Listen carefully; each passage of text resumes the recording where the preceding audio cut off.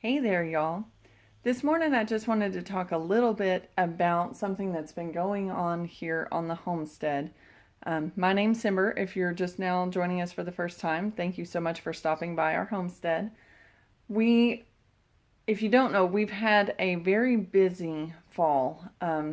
Our second child was born at the beginning of September, and then when she was 6 days old, Justin's dad had an incident, and so we were spending about 2 months going back and forth on a 3.5 hour drive each way, figuring out what all was going on with his health, and then helping him get his estate settled and get everything moved. And we hadn't been there in literally years, and so we were going through Justin and his sister's childhood mementos and memories, and it was a whole process.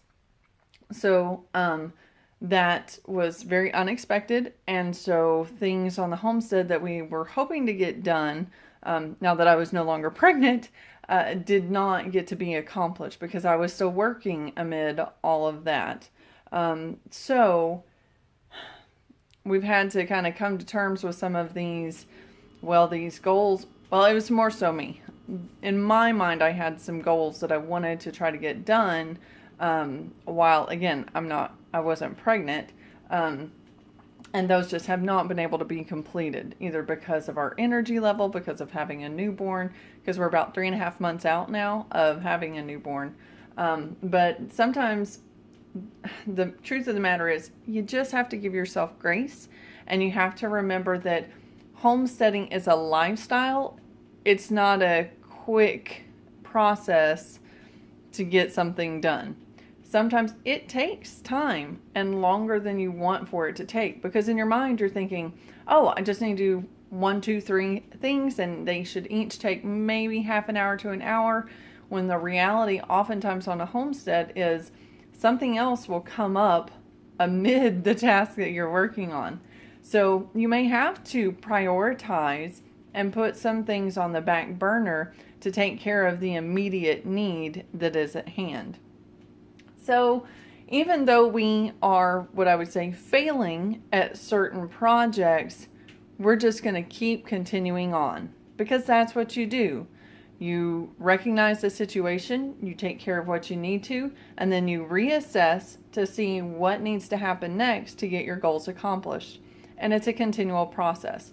So I just wanted to quickly share a few of my thoughts there, and maybe show you a few of the projects that have gone by the wayside. For example, we've got the elderberry. Now, I plan on showing another video soon. I actually took a video on my way home from work one day, showing how lush and green they were and how they were so ready to get planted.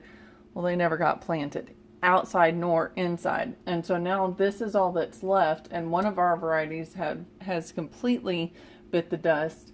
And then I also pulled some pineapple sage, and look, they've got roots. They're ready.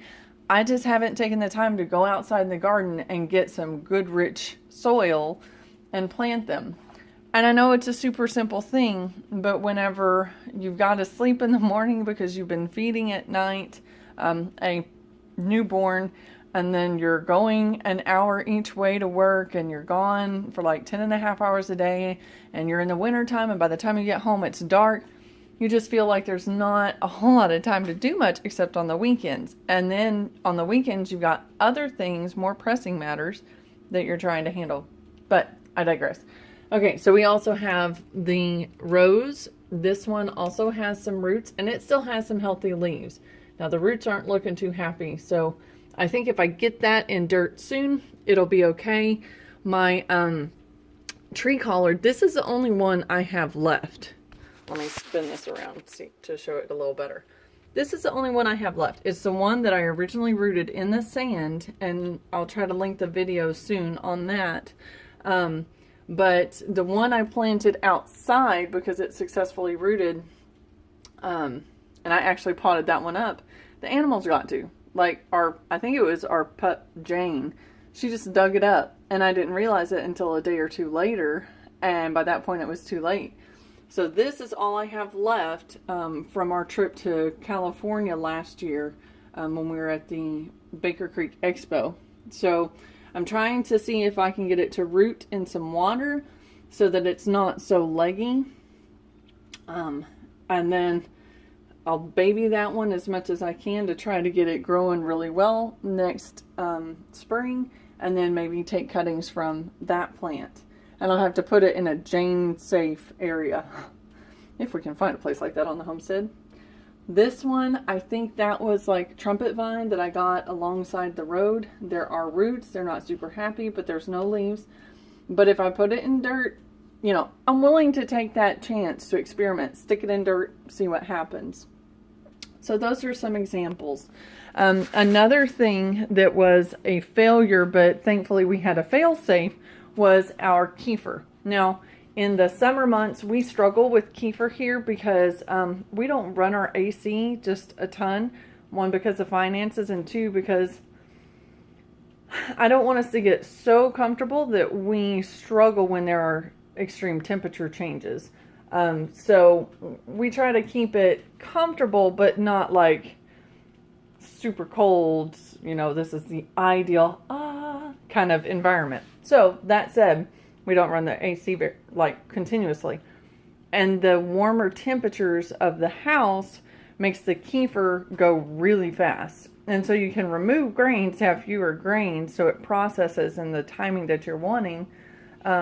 But because, again, we're traveling so much and everything going on in the pregnancy, it went by the wayside. We let it go too long. Hi, Malachi. Oh my God, I just foot. What'd you do to your foot? I just foot again as a side. Oh, okay. Well, let me finish and then we'll talk about that. And so the kefir went too far, and then the grains ended up petering out. Well, I could have taken the time to baby it, but we had, like I said, our fail-safe. I had dried and saved some kefir grains, so that's what we used. And thankfully, we now have kefir again. Now, the winter months, it tends to be a little bit too chilly here in the rest of the house. So what we usually do is we let it stay out here in the kitchen during the day, and at night we bring it into the room with us so that the heater gives it the warmth it needs, and then it processes over the night, and we're good for the next day. And then, of course, another failure that we've been struggling with is trying to get our videos on Facebook. Well, that too, but on YouTube on a routine, regular basis. You know, I can give all the excuses there are, but we just basically do the best we can. And I have to learn to accept that that is the situation we're in right now, and we'll do the best we can. So, for example, we have a collaboration that we were wanting to do. And honestly, we should have done it about a month ago. And we still haven't gotten to it. So maybe you'll get to see some of these projects come to fruition. We're considering doing yet another project. We haven't even brought any wood chips to our garden this year. So we're hoping to be able to do that soon. Maybe we'll do it today. Maybe not. We'll just have to see what kind of energy level we have and what comes up today on the homestead. So I want this to be an encouragement to you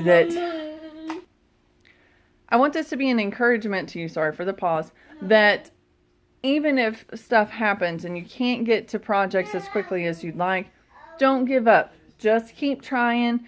Eventually you'll get to a point where you're accomplishing what you really want to. And if not, you might have to just kind of think through it, process it, reassess when or how you can get it accomplished, even with the life situation that you are in, and then you move on from there. And it's just, like I said, a continual thing. Anyway, hope y'all have a blessed day. Hope y'all join us next time. If you like this talk, let us know. We would love for you to give your comments below, like and subscribe, and we'll see you next time.